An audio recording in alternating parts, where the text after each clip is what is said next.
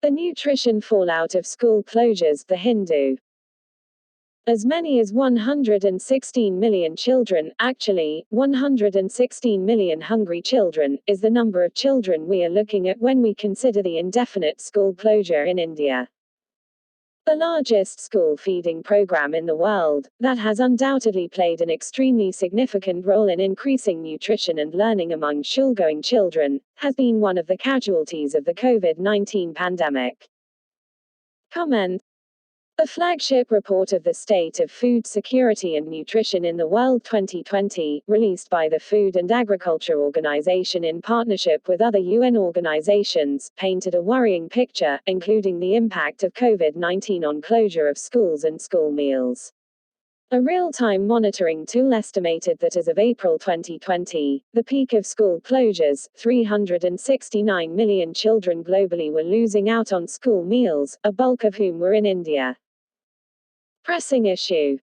The recent Global Hunger Index (GHI) report for 2020 ranks India at 94 out of 107 countries and in the category serious behind our neighbors Pakistan, Bangladesh and Nepal.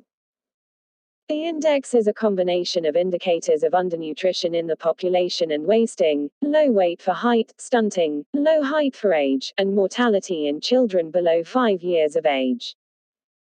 We are already far out in terms of achieving the zero hunger goal, and in the absence of urgent measures to address the problem both through necessary administrative measures and their effective delivery, the situation will only worsen. To place the urgency in context, a report by the International Labour Organization and the UNICEF on COVID-19 and child labor cautions that unless school services and social security are universally strengthened, there is a risk that some children may not even return to schools when they reopen. Also read, 76.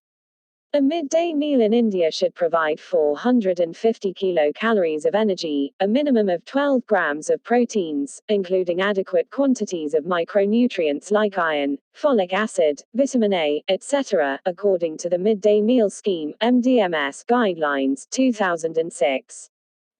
This is approximately one-third of the nutritional requirement of the child, with all school-going children from classes I to 8 in government and government-aided schools being eligible.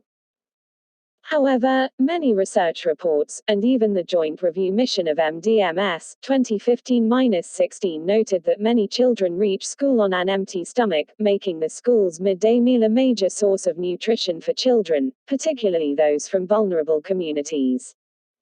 Further, these reports highlight the importance of innovative strategies to improving nutrition quality and food diversity under the MDM. This was insisted upon by Niti Aayog and the World Food Programme in their report on food and nutrition security in India, 2019. Many state governments, like Tamil Nadu, a pioneering state in MDMS, and Puducherry introduced innovations to convert MDMS into a nutritious meal program. In orders in March and April 2020, in the wake of the COVID-19 pandemic and closure of schools, the Government of India announced that the usual hot-cooked midday meal or an equivalent food security allowance, dry ration would be provided to all eligible school-going children even during vacation, to ensure that their immunity and nutrition is not compromised. Nearly 3 months into this decision, states were still struggling to implement this. According to the Food Corporation of India's (FCI) Food Grain Bulletin, the offtake of grains under MDMS from FCI during April and May 2020 was 221.312 thousand tons. This was 60,000 tons, or 22%, lower than the corresponding offtake during April and May 2019, 281.932 thousand tons. There were 23 states and union territories that reported a decline in the grain offtake from FCI in April-May 2020, compared with corresponding months in 2019. The state of Bihar, for instance, which lifted 44.585 thousand tons in April and May 2019, had no offtake during these 2 months in 2020. Data and media reports indicate that dry ration distributions in lieu of school meals are irregular.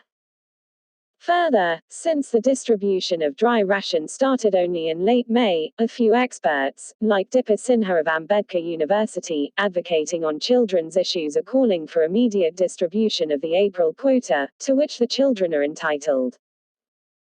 The other worrying angle to the lack of school meals and functioning schools is the fact that there are reports of children engaging in labor to supplement the fall in family incomes in vulnerable households. In July this year, the Madras High Court also took cognizance of the issue and asked the Tamil Nadu government to respond on the subject of how, with schools closed, the nutritional needs of children were being fulfilled. While many state governments have now initiated dry rations provision in lieu of school meals, there are still challenges for this to be fulfilled in ensuring last-mile delivery, ensuring functioning of MDMS during the pandemic period, where children are under threat of nutrition and food insecurity, must be high priority. Serving hot meals, at the children's homes or even at the center, may have challenges in the present scenario. Even states like Tamil Nadu, with a relatively good infrastructure for the MDMS, were unable to serve the mandated, hot-cooked meal during the lockdown for multiple reasons. Innovative strategies. Local smallholder farmers' involvement in school feeding is suggested by experts, such as Basanta Kumar Kar, who has been at the helm of many nutrition initiatives.